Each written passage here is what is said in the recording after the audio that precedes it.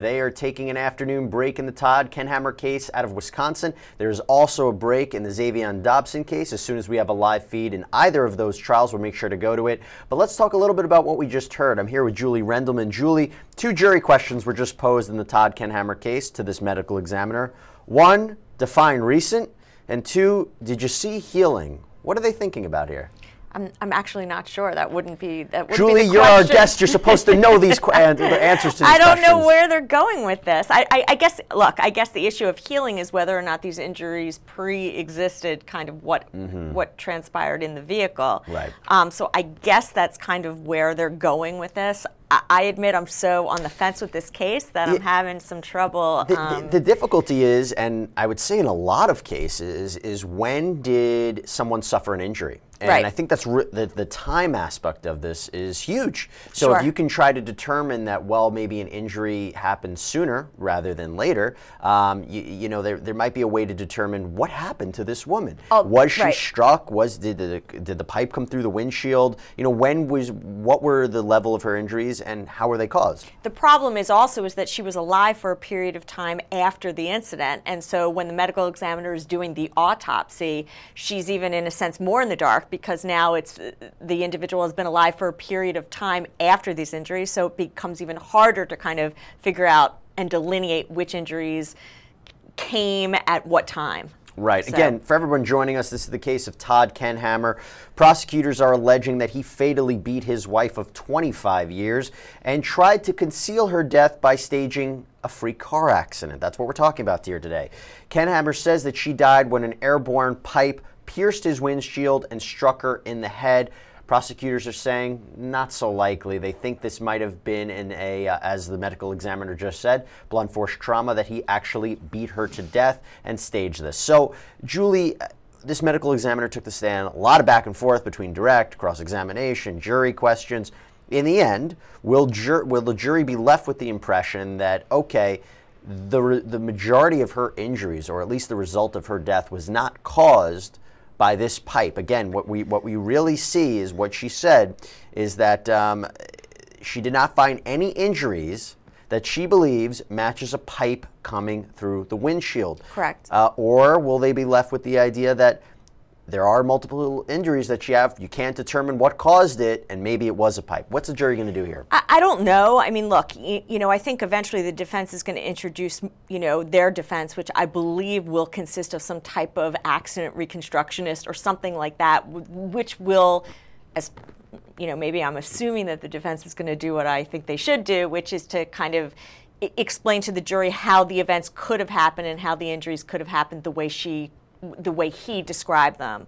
I think that I think that the jury is left with questions about where these injuries came from in terms of them potentially being inconsistent with the pipe coming through the window. However, I don't know that those questions rise to the level of finding him guilty. Now, who am I? I don't, you know, I'm just guessing at anything. The thing, and I keep talking about this endlessly, the thing that bothers me about this case the most, which stands out to me the most, is if you're, and you know, look, I mean, I'm not in the mind of a killer, but if I'm going to end someone's life, I just wanted you all to know that so you feel comfortable.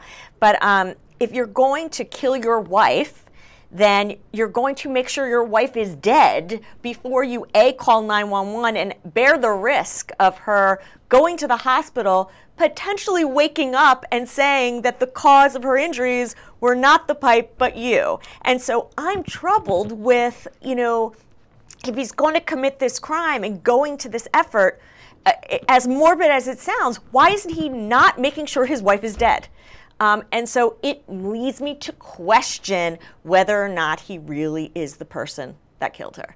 You know what that sounds like to me? It sounds like reasonable doubt. It sounds like.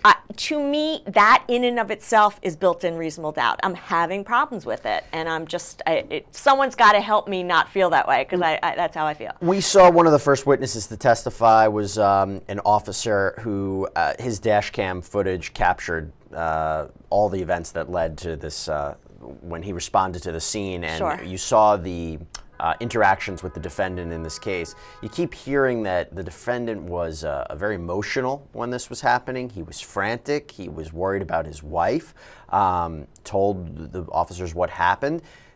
Did that seem, from what you've seen from the dash cam footage, from what you've heard testimony, does that seem legitimate? I mean, look, I heard the 911 calls, and look, again, people can be very good actors, and who knows whether he was acting or not acting. I don't, and from everything I've heard so far, there seems to be no motive for why he would want his wife dead. And so, I'm hard pressed to. I mean, he started to hyperventilate at one point. Oh, he's hysterical, and it seems clear at least on the 911 call that he is, unless he's really a great actor, he's even breathing heavy in attempts to try to do that of which they're asking him to do to try to keep his wife alive. And so I admit that I fall for it enough to question whether or not the prosecution has it right.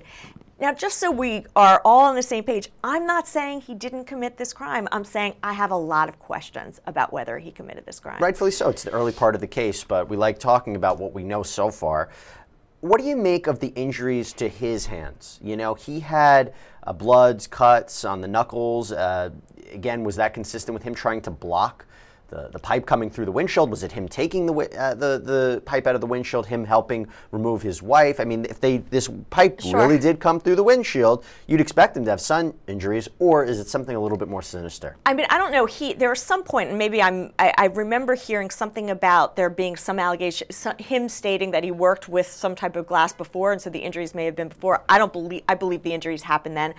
They seem fairly consistent with the events that took place if we assume that a pipe did come through the window where he tries to block her, he tries to help her. By the way, it could have also been them falling to the ground and him potentially hitting the pavement with his fingers. So I don't think that the injuries to his fingers are consistent with I think they're more consistent with the accident that he describes than with what the prosecutor is saying. And what about the idea of CPR? About Todd Kendhammer trying to perform CPR or not performing CPR? What did you make of that? Well, look, I mean, there's certainly some of the injuries are consistent with him performing CPR in terms of some of the injuries in her lower body. So I believe one of the police officers may have testified that he wasn't performing it at that time. I don't know that that means he wasn't performing it at all. And quite honestly, if a police officer is coming to the scene, you may stop doing what you were doing before because you think now you're in good hands with whoever's coming along. So, I don't know how meaningful that is. Yeah, Julie, you're making some really good points today. Again, we're talking about this case and the level of injuries. Sometimes you have cases where the person is deceased, the victim is deceased, the cause of injury. That's not really the question. It becomes who did it or what happened. But really, what we have to determine is, what was the cause of death of this woman? Was it an accident or was it murder? And the person that you saw on the stand today was Dr. Kathleen McCubbin, the medical examiner. I want to play for you some of her testimony from earlier today in case you missed it, because as Julie said, this is the key witness for the state, and the defense really tried to cross-examine her. So let's play a little bit of her testimony from earlier today. And when we do have a live feed back in the Dobson case, the Xavier Dobson case, or the Todd Kendhammer case, we'll make sure to go back to it. But here is some testimony from earlier today. Directing your attention back to September of 2016. On September 20th, did you perform an autopsy on the body of a woman identified as Barbara Kendhammer? Yes, I did. Were there photographs taken at the autopsy? Yes, there were. And did you detail a report of your findings? Yes, I did. In addition to performing the autopsy, did you review anything else related to Barbara Kendhammer's death? Yes, I did. And what was that? I reviewed a brief, it was a couple-page report on the specifics of the accident provided to me. I reviewed some medical records. I reviewed some photographs of the car at the scene. And ultimately, before I released my report, I did review the entirety of her medical records, photographs of the scene, photographs of Mr. Kendhammer, and photographs of the pipe. And when you say you reviewed medical records, what medical records did you review specifically? I reviewed the medical records that were generated at Gunderson Lutheran Medical Center. Related to this accident or this incident? Correct, related to the admission after the incident.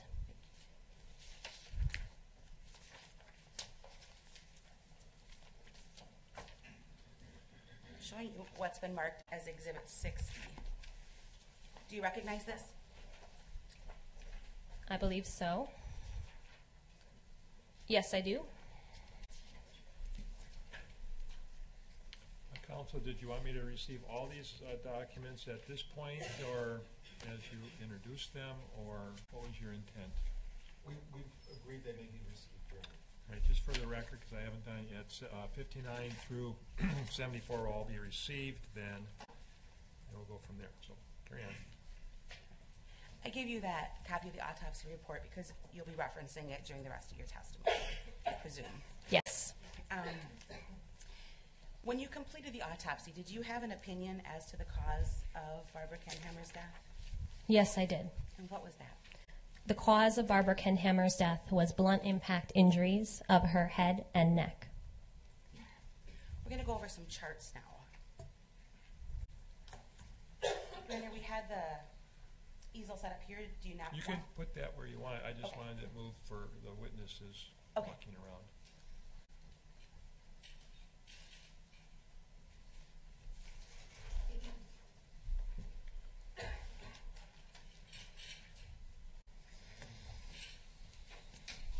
For the record, this is Exhibit 7. Can all the jurors see that? Okay. Can you tell us what... May I stand over here? Yeah, you can stand where you would like.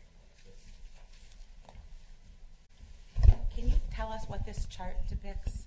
And feel free to reference your report if you need to. Sure. This is a body diagram, and basically all of the marks that I've put on that body diagram indicate injuries that I've documented on the body. Starting in the torso area, can you tell us what injuries you documented?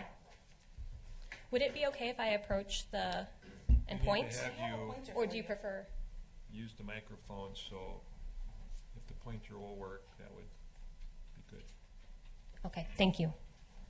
And if you need that angle just a little more toward yourself, you can have her reposition. Yes, please, if you could angle it just slightly. The jury still. And can the jury still see that? Judge, I'm having difficulty seeing the witness at this point. You want to bring it closer toward me, perhaps, and then you can watch the witness.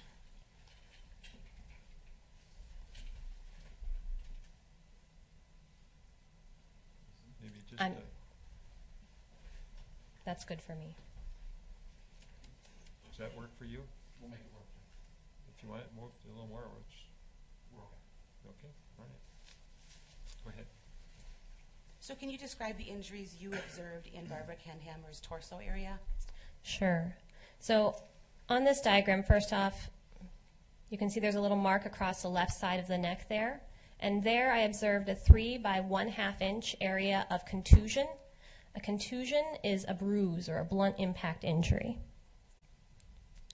Then you see these sort of marks that I've made across the front of the top part of the chest over the clavicles. So that is a 10 by 3 inch area of red, purple, bruising, and bleeding into the skin. Overlying the area of the left upper chest, there was a 1 1/4 by 1/2 inch area of abrasion that was sort of U-shaped.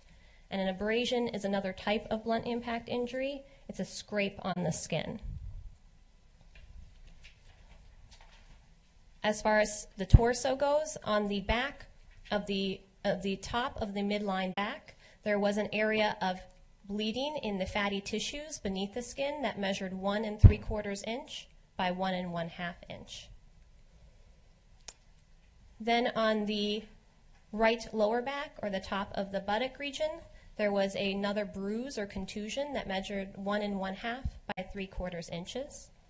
And then on the left lower back, there was a 3/4 inch purple bruise or contusion. There was also a pink contusion of the right groin that measured 1 1/2 inches. So those are, I believe, all the injuries of the torso on this diagram. There are other injuries of the extremities, though. Sure, let's talk about them.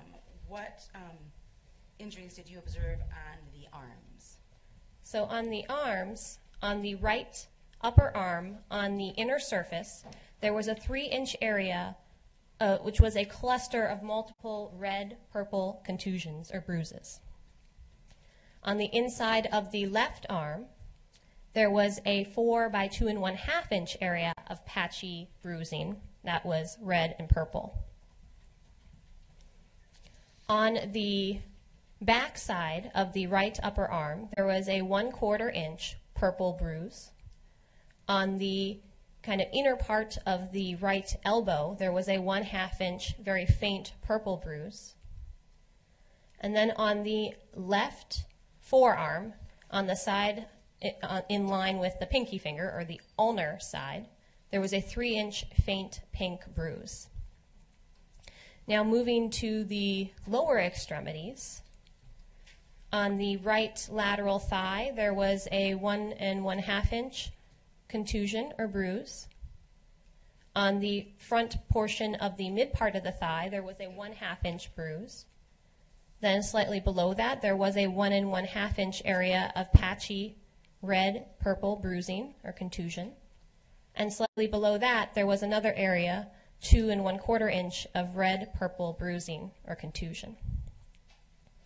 Further down on the right shin, there was a 2 1/2 by 1 inch area of tannish colored contusion that had an overlying scrape or abrasion that measured 1/4 inch.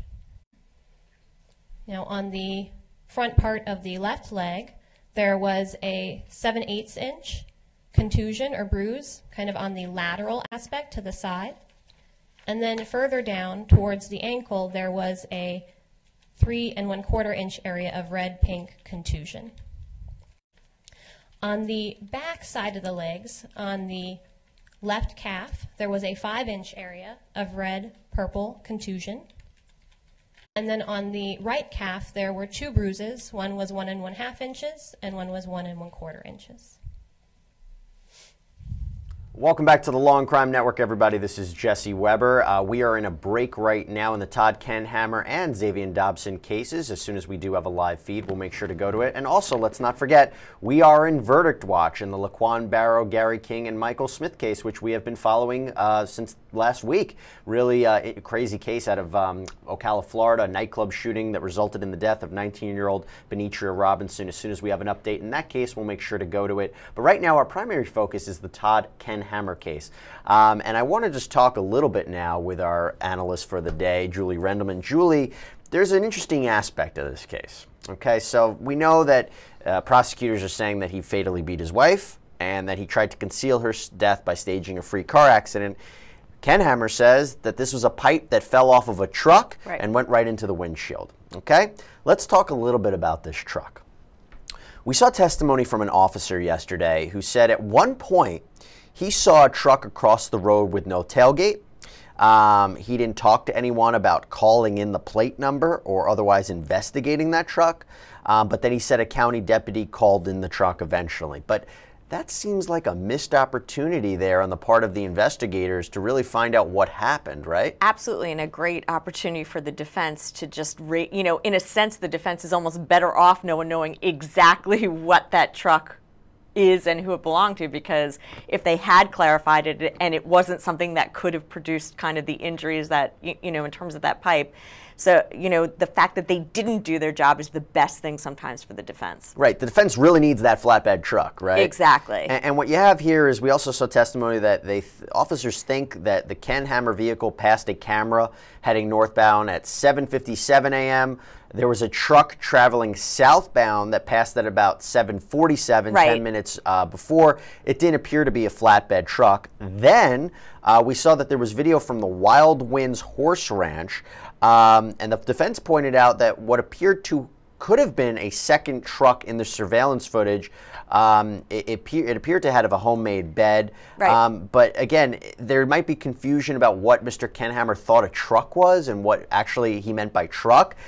I needed more clarity if I'm the defense. Wouldn't you agree? Yeah, I mean, keep in mind the defendant's if we're to accept the defendant's version to be true, the defendant's driving the vehicle. It's not like if you accept his statements, it's not like he's expecting that this accident is going to happen. I mean, we hear all the time individuals driving down the street and someone drops something from an overpass and hits the vehicle. You don't expect it, so one doesn't necessarily expect to be 100% accurate about kind of what the truck looked like or a full description, because I would assume it happens pretty darn quickly. But if there's any vehicles that in any way could fit the possibility of being that truck that produced that pipe, then A, the prosecution better be investigating it. B, the defense certainly should be holding on to every single one of those trucks, because every single possible scenario of a truck driving by is a scenario that produces that reasonable doubt. And what about you look at video surveillance footage of trucks with pipes? I don't know how many trucks are carrying pipes like this. And by the way, just out of curiosity, if you are a truck driver, you have pipes, and you would, I would imagine, maybe be able to tell if a pipe fell out of your container, maybe not. But then again, this case probably was really popular. I'm sure it was, people knew about it. I mean, we know about it. Everybody in the nation knows about it. Wouldn't you maybe do a double take and say, this, I wonder if I was traveling on I wonder if I was the one. Maybe. Right, well, one would argue maybe the other way, because if you're the driver and you're like, oh God, that might have been my truck, then you might keep your mouth shut. I mean, so I don't know that you're coming forward if the potential is that you were the cause of the accident. And potentially, you might be looking at some criminal conduct if you were driving a flatbed and with potentially property. Well. Exactly. So right. I don't know.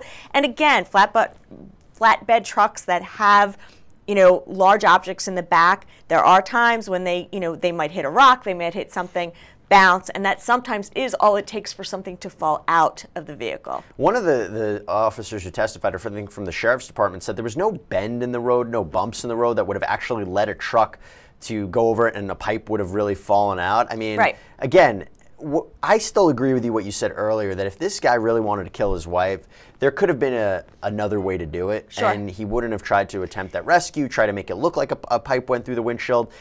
It seems more like an accident. It's also look, it is so crazy to imagine the lengths of which an individual will go to try to prove that he didn't kill his wife. I mean, that is beyond the pale. Or maybe he's a criminal mastermind. We don't know. He may be, although nothing, there's been no evidence that he's been planning this murder for a while. It is a crazy scenario. I mean, and look, you have the vehicle with the damage to the vehicle. So I am shocked that someone would have kind of the wherewithal to think up such a crazy story to get themselves out of this mess. I mean, he really did provide a lot of detail to what happened, and so it's interesting. Actually, you know what? We're getting a development right now. There's some activity right now in the Cloud 9 case out of Florida, so let's go to it right now.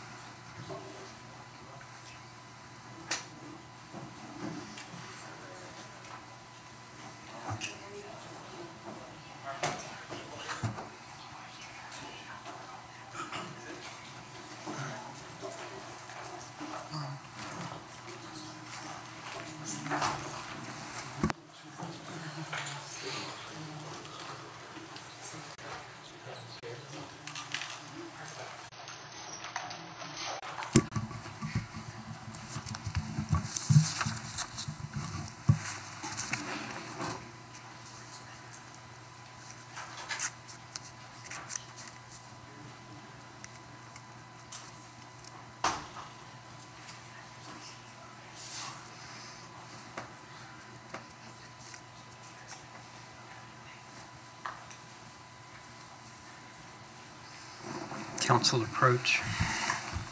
It doesn't need to be on the record.